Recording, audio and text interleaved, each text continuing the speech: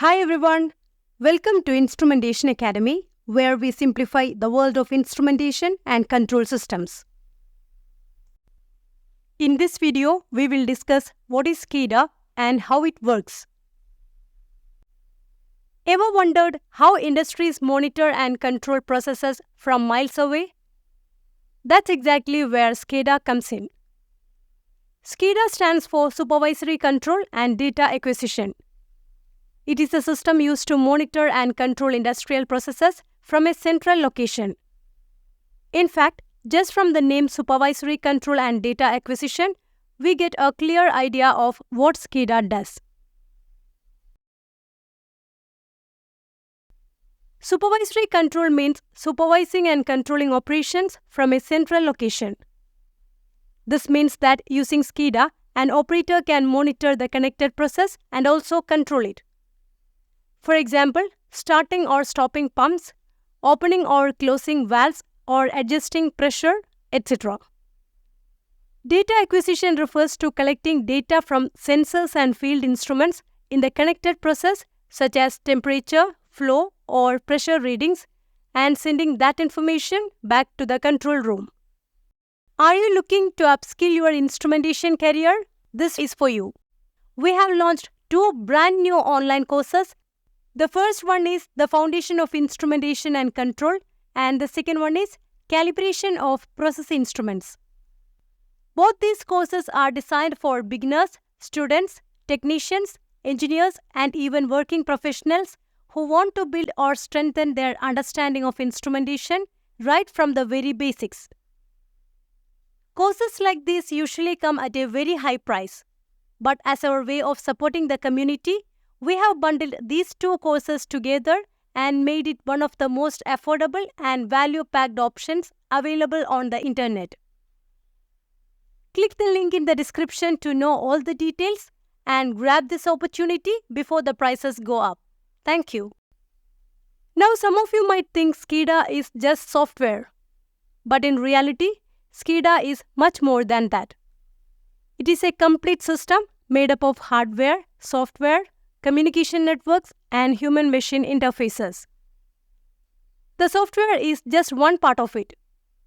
So SCADA is not just something you install on a computer.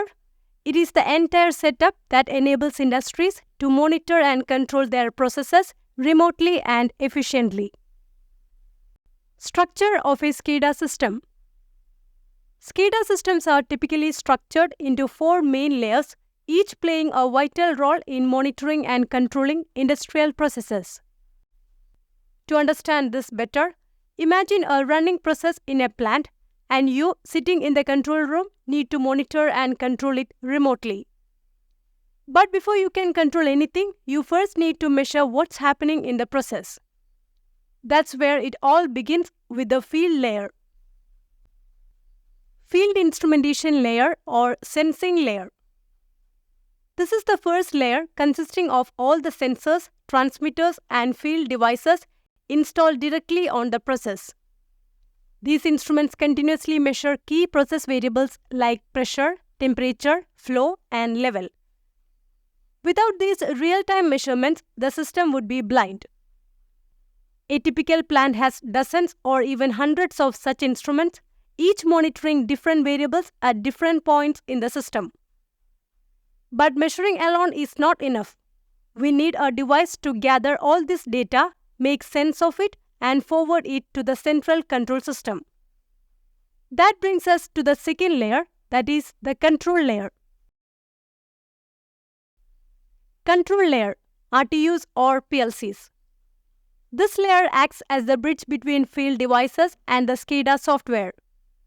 It includes remote terminal units RTUs or programmable logic controllers PLCs.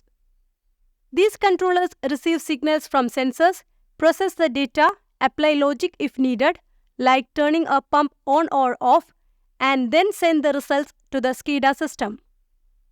For example, a PLC gathers level data from 3 tanks, compares the readings, and sends only the critical control signals to the SCADA system. Once this processing is done at the field level, the question is, how does this information reach the control room? That's where the communication layer comes in. Communication layer. This layer is responsible for transmitting data between the field controllers like RTUs or PLCs and the central SCADA system, usually located in a control room. You can think of it like a data highway connecting the plant floor to the operator's screen. Communication can happen over wired networks like Ethernet, fiber optics, or serial links, or wireless networks like radio, GSM, GPRS, or satellite. For example, a remote water pumping station uses a GSM module to send tank-level data every few seconds to the SCADA center. Now that the data has reached the control room, it is the time for the final layer to take over, the monitoring and control layer. Monitoring and control layer. This is the topmost layer of a SCADA system where all the data collected from the field is finally displayed, analyzed, and acted upon. This layer consists of SCADA software, SCADA servers, human-machine interfaces, and operator workstations.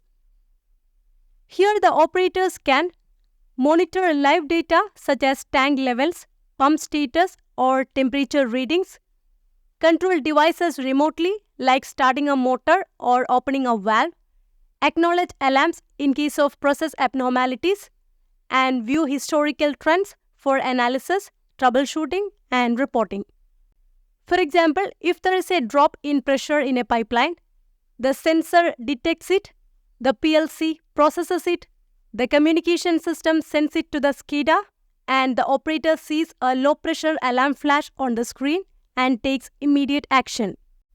By this, we come to the end of this video. If you like the video, please support us by subscribing our channel. Thank you.